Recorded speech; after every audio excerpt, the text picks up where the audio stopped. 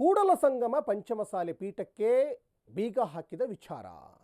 ಇನ್ನು ಬಸವಜಯ ಮೃತ್ಯುಂಜಯ ಶ್ರೀ ಮತ್ತು ಕಾಶಪ್ಪನವರು ಒಂದು ಕಡೆ ಮುನಿಸನ್ನ ಮಾಡಿಕೊಂಡಿದ್ದಾರೆ.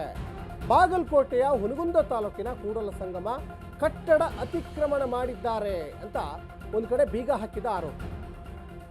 ಶಾಸಕರ ಸೂಚನೆ ಮೇರೆಗೆ ಮಠದ ಆವರಣದಲ್ಲಿ ಸಿಸಿಟಿವಿ ಈಗ ಫಿಕ್ಸ್ ಆಗಿದೆ. ಬಾಗಲಕೋಟೆಯ ಹುನಗುಂದ ತಾಲೂಕಿನಲ್ಲಿ ಆಗಿರುವಂತಹ ಘಟನೆ ಇದು.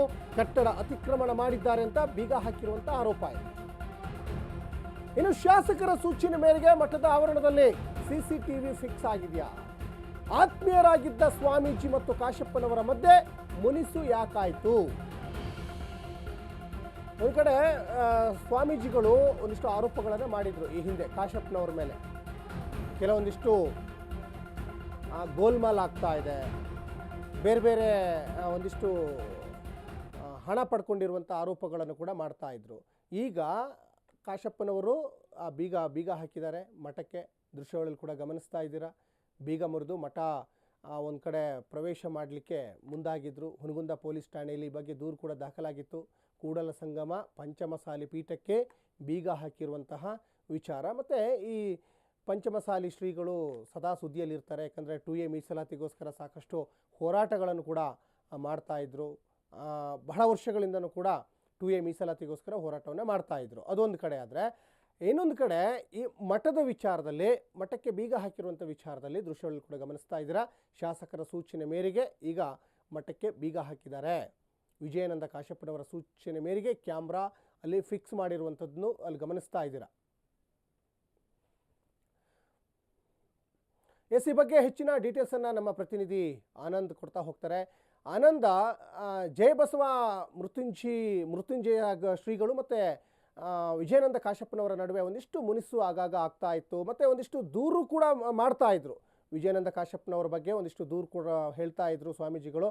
ಯಾಕೆ ಮುನಿಸು, ಯಾಕೆ ಮಠಕ್ಕೆ ಈ ಬೀಗ ಹಾಕಿದ್ರು, ಏನು ವಿಚಾರ, ಏನು ಹಿನ್ನೆಲೆ ಅಂತ?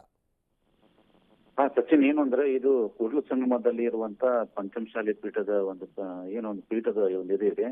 ಅದು ಆ ಪೀಠದ ಬಿಲ್ಡಿಂಗ್ ಅಲ್ಲಿ ಏನು ಹಲವುಗಳಿಂದ ಒಂದು ಬೀಗ ಹಾಕಲಾಗಿದೆ. ಬೀಗ ಹಾಕಲು ಕಾರಣ ಏನಂದ್ರೆ, ಈಗ ಏನು ಪಂಚಮಸಾಲಿ ಶ್ರೀಗಳಾದಂತ ಮೃತ್ಯುಂಜಯ ಸ್ವಾಮೀಜಿಗಳ ಹಾಗೂ ಏನು ಶಾಸ್ತ್ರಿ ಕಾಶಪ್ಪನವರ ವಿರುದ್ಧ ಒಂದು ಮುಸುಗಿನ ಗುದ್ದಾಟ ಅಂತ ಹೇಳ್ಬಹುದು. ಯಾಕಂದ್ರೆ ಈಗ ಹಲವು ವರ್ಷಗಳಿಂದ ಇವ್ರೇನು ಮೊದಲ ಪಂಚಮಸಾಲಿ ಪೀಠ ಸಂಬಂಧಪಟ್ಟಂತ 2A ಏನ್ ಮೀಸಲಾತಿ ನೀಡಬೇಕು, ಆ ಮೀಸಲಾತಿ ಸಂಬಂಧಪಟ್ಟಂತ ಇಬ್ರು ಒಂದಾಗಿ ಒಗ್ಗಟ್ಟಾಗಿ ಹೋರಾಟ ಮಾಡಿದ್ರು.